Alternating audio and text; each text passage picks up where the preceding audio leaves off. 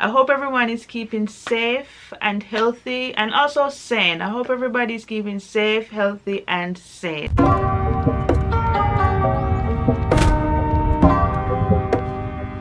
Hi guys, welcome back to my channel. First of all, thank you guys for 100 subs.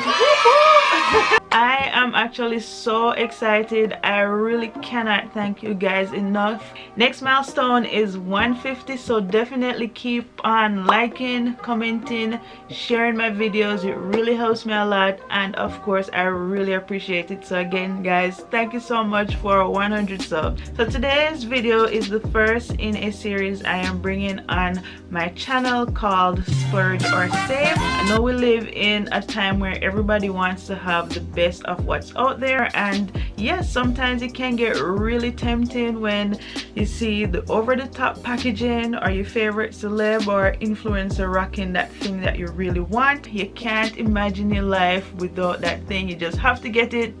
You don't care how, you just know that you need it for your life to be complete. But what's really worth your hard-earned coin these days? Well, that's what this series is basically going to be about. I'm going to be breaking down where you can save your coin, or whether or not it's a good idea to go ahead and splurge on a particular item without feeling all that guilt and regret that usually comes with a pricey purchase. And to kick the series off, I'm going to be focusing on beauty, makeup, all that good stuff. So stick around and let's dive into the video.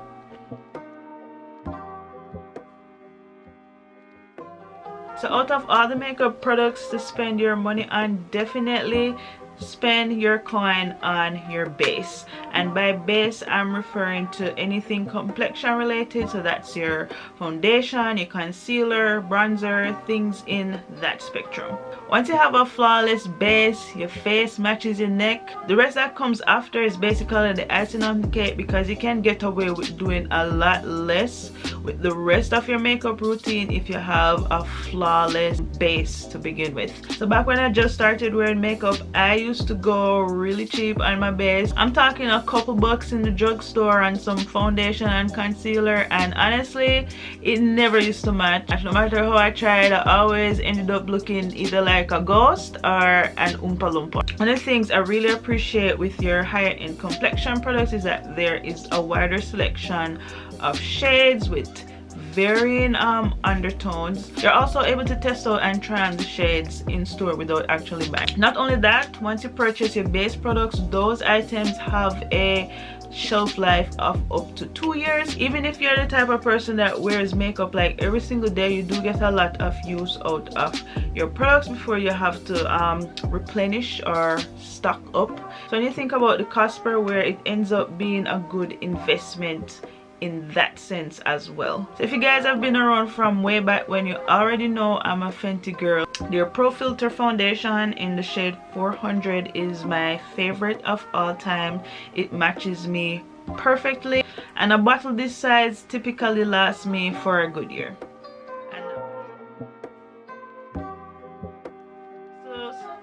Alright, so when it comes to lip gloss, tints, balms, definitely save your coin. Once you apply these products, they don't really last that long anyway, so it's a bit of a waste to buy these products on the high-end market. ColourPop, NYX Cosmetics, they have some of the best glosses and lip tints out there right now. You can get those easily for under $7 a piece.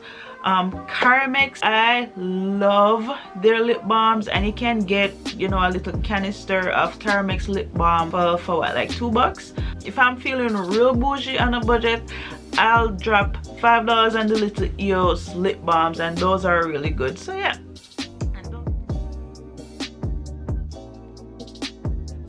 So I'm kind of torn when it comes to lipsticks, because there are so many options out there on the market that you can get for next to nothing. So you really have that opportunity of experimenting with the less expensive options to see what you might like, what might work for you. Maybe you like a matte lipstick versus one with a satin finish. But for me personally, I can definitely notice a difference in quality with a less expensive lipstick versus one that's a little bit more pricey. It just applies so much better. It's like you're gliding butter over your lips, and in terms of staying power, it just lasts a lot longer. So me, for example, I work in sales, and if I have a day where I know I'm going to be talking a lot, giving presentations, hosting clients, all that jazz, I'm not wearing a cheap lipstick, like no way, because I know that by the time I get like 4 sentences out, no lipstick is going to be left. So I always reach for like a Anastasia Beverly Hills for those days where I'm going to be talking a lot. So yes, definitely save your cash and the clutter of 1,000,001 cheap lipsticks and just invest in like 3 or so really good ones. So for the most part, I would normally go the save route on eyeshadows, but I ended up, you know, collecting a ton because it would be like so inexpensive. That definitely changed once I got my hand on my first ABH palette. And guys, if you've ever used an inexpensive eyeshadow palette and one that's, you know, a little bit pricey, you already know that the quality between the two, there's no comparison. They don't compare. Like, they can't compete because they don't compare. Personally, for me, I feel like if you are not a pro, if you're not a professional makeup artist like myself, if you are not a pro, you're definitely going to struggle with a palette that's not necessarily the best quality. The color payoff is not that good, it isn't vibrant, not showing up on your eyes, and you're wondering what the hell am I doing wrong when it's not you, it's just like a crap palette. After trying, you know, palettes at varying price points, I definitely say save yourself the headache and invest in one good palette.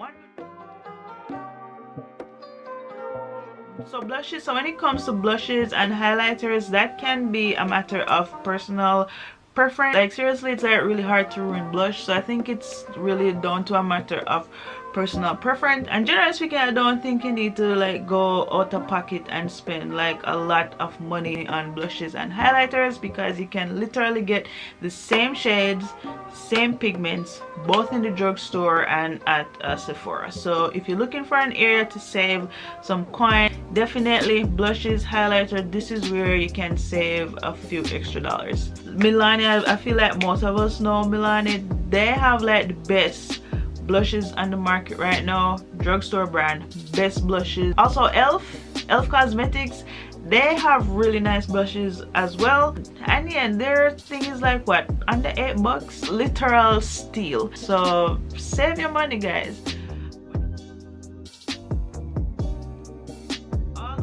So for your eyeliner, your mascara, eye pencils, all those items, save. Point being, those things, even with light wear, you are going to run through those so quickly, number one. And number two, they have a really short shelf life. So for me, it just makes sense not to break the bank on these items. And the drugstore already has the game locked when it comes to your eyeliner, your mascara, eye pencil. They have that area on lock. So when it comes to makeup trends, my number one rule is to save. You don't need to spend a lot of money on a trend that's likely only going to be around for a couple of months, if that long. If I want to try out a trend, I'm going to do that as inexpensive as I possibly can, because what if I don't like it?